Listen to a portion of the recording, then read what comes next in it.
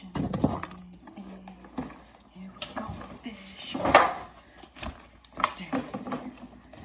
Fishing today. Gonna be a great day. Going fishing today. Going fishing today. Going fishing. Gonna go today. Going fishing. Going fishing. Gotta bring my stuff. Going fishing. Going fishing. Going fishing.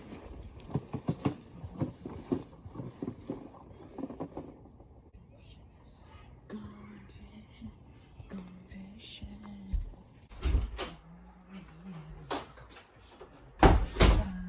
Bags and count the stars. Go, grass grow.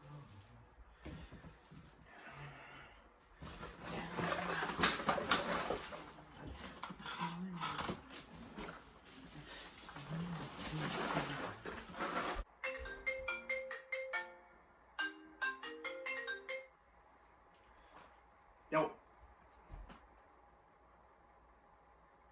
What the fuck is a coronavirus? The docks. They fucking closed. Really? So we can't go? Son of a... So we can't launch the fucking boat. It stutters my mind how you can literally go to Walmart, go to anywhere, Costco. Costco's a real bad one. You got 200 people in those confined spaces in the aisles. The aisles are at most they're 10 feet wide. And you expect us to all stay 6 feet apart, and no one's doing it. I've been to Walmart, I've been shopping there, no one's doing it. So but we can't go and launch the boat. I'm going to explain why you can't launch your boat at the boat docks right now. The boat docks are considered provincial parks. They're part of the provincial parks, and the government has closed all provincial parks at this time. Meaning you cannot go down to the boat dock and launch your boat because it is closed. So we can't go fishing. There's nowhere near here that you can get good fishing. So I think best thing I can do for you fine folks, I haven't posted a video yet in a good long time, good videos. So we're going to do a little gear review for you guys, show you all the gear I'm running, what I use, how to use it, and where to use it, and what type of fish it'll get. So we're going to do a gear review for you fine folks. I know gear reviews can be boring sometimes. They can be, you know, drag on. I know when I see a 20-minute gear review, I skip through it. You watch it, but you skip through it. So yeah, that's it. It might be a boring one, but I don't want to leave you guys just hanging over there. I promise some good videos, and I'm going to try and make some good videos coming up for you, fucks. So we're going to do this in 3 parts. The first part we got coming up is going to be travel and packaging. So that's going to be our rod cases, our tackle boxes, and stuff like that. Second part we got coming up, it will be our rods and reels. And the very last part we'll have is the fishing lures, and that'll be the longest one because I have a lot of lures. First, we got my fly rod case here. Single rod holder, Simmons. You can get these in a softer, smaller case, but I prefer to have some more strength in mine just because I got some expensive rods that I carry in these. So this one's really nice. If you look down in there, you'll see it's got 3 compartments right here. You got 1, 2, and then 3, and then you got this main one down here, right? This one's actually really nice because when your rod's not strung up and you just have the pieces and the reel, you can actually just put the main piece in the first hole, put the second piece in this hole, third piece this hole, so on, so on. I like that because it separates it so they're not actually clinking together and scratching each other. I've scuffed up a lot of rods, and especially reels. They get scuffed up by that sometimes, so good case. Next, we got my spin cast rod reel case here. It's a pretty plain Jane case. You can find them anywhere. Just one single hole down the middle for your rod. This big part here for the reel. Yeah, not much to say about that. It's just good, solid. Once again, hard cases. You can get soft cases for these, but hard cases are, I just always go hard case. For my third and final rod and reel case, this is for my bait caster. This is just a gun case right, that had the bump foam in here, you just take it out. It's already got a liner foam that's pretty thick here. That'll keep your rod more than safe. Now, the reason I had to get a gun case was because you either find $20 like mesh rod covers that they hold it together and they'll protect it from scratching, but they don't protect it from impact. Like that rod will break right in half if something's put on the middle. So you got to get something to distribute that weight. To get a baitcaster case, 200 bucks is all I could find. Bass Pro Shop, Cabela's, Amazon. All I could find, 200 bucks. Is it blessed with Jesus' piss? Did Jesus kiss that rod case? Holy magic on my rod case? Did he bust one on my rod case? Because 200 bucks for a rod case, fucking insane. So anyways, a gun case is the way to go. Cheap, effective, let's go. So the next thing we got up here is my tackle bag. Leather on the bottom, waterproof fabric all the way around, waterproof zippers. I'm not gonna lie, these things are not cheap. I think this one ran me 80 bucks, but it's worth it for me. So we got attachments on the side that you can get here. I just bought this, and you got places to put it on the side, just like that. Perfect. Pocket. But the best thing about these, you can put your tackle boxes right in here, stack them. You can fit 4 in this one. You can take this out. I think you could fit 5 and a little bit of gear up here. Got a pocket in the back, but all around, this is just good bag. I like the tackle bag. It's probably been one of the best purchases I made for fishing. Really convenient if you're a shore fisherman or if you do a lot of walking in between your fishing spots. Then this is perfect for you. Just have it on your back. You can fish. You don't have to worry about a tackle box tipping over on the ground, losing it. It's always on your back. Pretty comfortable. Foam here, super comfortable. This is a good purchase. Last part of this segment, we got this. This is about 2.5 feet long fishing net that collapses. This is a really, really good purchase. I think this thing ran me 20 bucks at Walmart and folds out to a fork. This part extends here. You just pinch that, pull it out. We got a fishing net.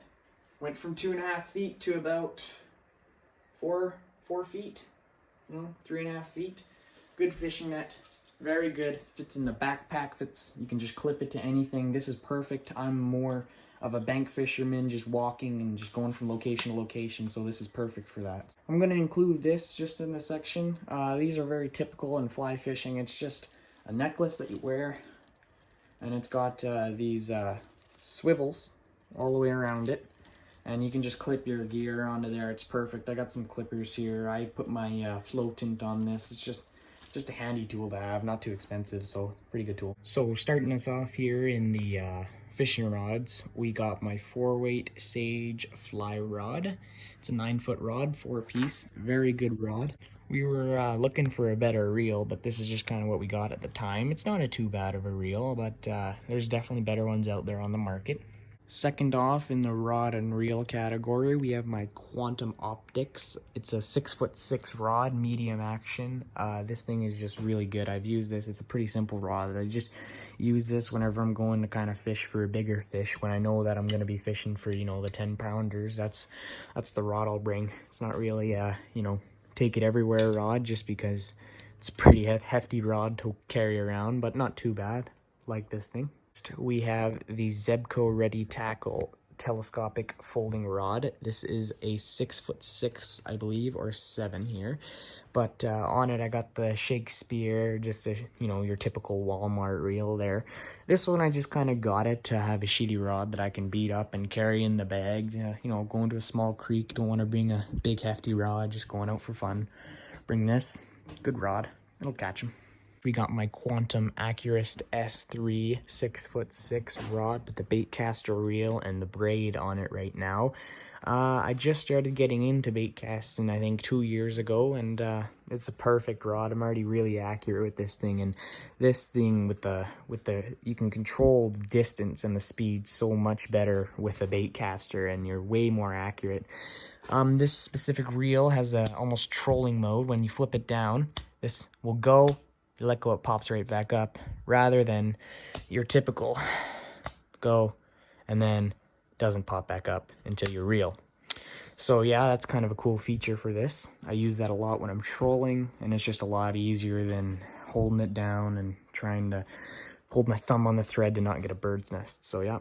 First thing we're going to take a look at here is these plastic hook containers. They're good because no matter which way you drop it, hit it, bang it, flip it, turn it, it's not going to mess up how you have your hooks organized. And the best thing about that is that with a tackle box, if you drop your tackle box and you're sitting in a river rock bank and you let your tackle box flip over, everything's messed up, everything's mixed, you're gonna have to reorganize it, weights get everywhere, you lose your swivels, you lose everything. With these, doesn't matter which way you drop it, doesn't matter which way you turn it, they're always gonna stay exactly where you want them to be, and that's a huge bonus with these things. My tackle bag can hold 5 of these containers, so I have 5 different containers. The first one here is hardware container, so I got my bobbers, my swivels, my weights, etc. Second is I got my spoons and more of the metal type lures here. Third, got my soft plastics and jig heads. And last, I got my crankbaits, jerk baits, and those other type of plastic body baits. In this one, I have an assortment of metal spoons and MEP spinners, and I got a couple buzz baits here and just those type of things. Really good for our trout. I find these spoons here will work for almost anything, but here I got specifically a rainbow trout pattern, just a simple spoon. I cannot tell you how many different types of trout and how many different types of sizes I have caught on that one hook right there. That is a must-have if you're fishing for trout, and it's a must-have if you're just going to target a bunch of random species. Spinners is another really good one to have for trout. You can't go wrong with a MEP spinner. Trout will always like a MEP spinner. That's just, I find, spoons, MEP spinners, best things for trout.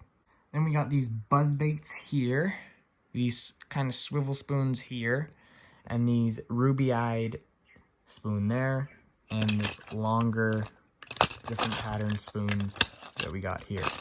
Those are all really good for bigger fish, especially these buzz baits. You'll get bass, you'll catch pike, you'll catch so many different things on buzz baits. These hooks right here are like a MEP spinner, but a little bit different. They use the same kind of idea with a big long spinner though instead, and one singular hook at the back with a bunch of beads on the body.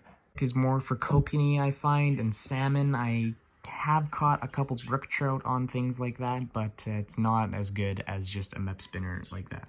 Got my plastic bodied baits, I got a couple jerk baits, crankbaits, all of the above, floating frogs there, divers, and you know, just kind of the assortment of those type of body baits. This is kind of a hit and miss. Like, this is a rainbow trout pattern, but I do not think I've ever caught a trout on that right there. I think it's just bad luck, but I find this works really good for things like pike and pickerel. We got something that will almost never work for any type of trout, and that is a floating frog. I've never caught a trout on a floating frog, and I don't think I ever will. This is a pike bait, this is a musky bait, this is for those type of fish. This is not a trout bait. Do not get these if you're trying to fish for trout. I think the only topwater that I've ever caught a trout on is a popper and maybe a whopper plopper. We got a couple Guggen Squad baits there. Just your typical crankbait, jerk bait. These divers up here are really good for trolling. I've never really used them just because I find spoons can do the same job just as well. You get a heavy spoon, you put it on a downrigger, you're just as well set as one of these. Got a spoon, but these ones actually waddle on the top of the water. These are pretty good, but I don't recommend them for trout. These are more of a pike and bull trout type lure. Here I have my soft plastics and jig heads. These are really common. I've got tons and tons of fish on stuff like that. Trout, pike, everything under the sun will eat that. More of a pike and pickerel and walleye type bait for sure. Giving it a go. I don't find soft plastics do it for me most days. It's the spoons and the MEPs for trout. Got a weedless Guggen Squad 3/8 jig head here. When you pair this jig head with their bandito bug or their saucy swimmer or the lunker log or any of their soft plastics, it's just a great combo. These guys make some really good lures here. Weedless hook with these kind of fiber optics things here. I don't know what they're called, but don't get snags from that. Your typical round jig heads here with a couple more pre-assembled soft plastics down there. Just the hardware. I got my bobbers, I got my swivels, I got my weights, I got a fly up there. Just kind of my random shit goes in here. Got a couple leaders there, you know, the random stuff. Next up, I got my Berkeley weight scale. It's got a 50-pound max capacity there. It's just a good weight scale. It wasn't too badly priced. I like this. This has got to be one of my best purchases of all times. I went to Dollarama and I saw this and I was stunned. This is a Shimano, some Japanese brand fillet knife. This thing only cost me $2. Sharp edge, I sharpened it. So this thing has a nice sharp edge. It's flexible. This thing is just perfect for $2. You can't go wrong here. Mouse have chewed the shit out of the handle, but hey, $2, I'm not too mad. Last up, I got a couple of my flies here. These ones I did not tie. These ones I did tie. Just a couple random assortment of flies. This box right here is a really good box. I do not know how to say that actual brand, but this is a good box. These plastic, or rubber I guess, splits here, so you're not actually stabbing into it like you are here. This is just foam, so eventually over time this will get weared down and you get a bunch of holes down in here. This is just rubber that splits apart, so your hook is just sitting in between the rubber, and this will last forever. This won't get worn out. Waterproof seal, two-sided, perfect. Some more flies that I tied there too. It all fits in my tackle bag pretty well. I hang my weight scale from the inside of there, put the knife in the back pocket. Flies kind of sit on top, and then all the boxes fit perfectly. Waterproof zipper there. And it all fits pretty snug. It's a pretty compact and small for how many hooks and how much you can fit in this, really. It's just perfect. It's insane how much you can put in this one bag. So just in this one bag, I can bring a lunch, a water bottle, a net, a rod, everything I need as far as hooks and tackle go. My pliers, my cutters, everything I need, fillet knife, everything I would need for 9 hours of fishing I can fit in this one bag and bring with me. Lightweight on the back. It's really not that much, and if it gets to be too much, you just put it down for a bit, rest up, and you're good as new. So that's actually gonna do her for the gear review there. Wasn't too bad. Sorry if I bored you a little bit there. I would like to go out and catch a couple big ones, but COVID said no, so better listen. The second the lakes start to open up, I'll try and get a video out for you guys. I don't know, they're already starting to probably turn over. I'm missing the season right now. Chewing up my precious fishing time, so I don't know, man. Thanks for watching. Stick around. Maybe next video won't be as disappointing is probably the word there. So yeah, stick around. See you next time, and let's go catch some big ones.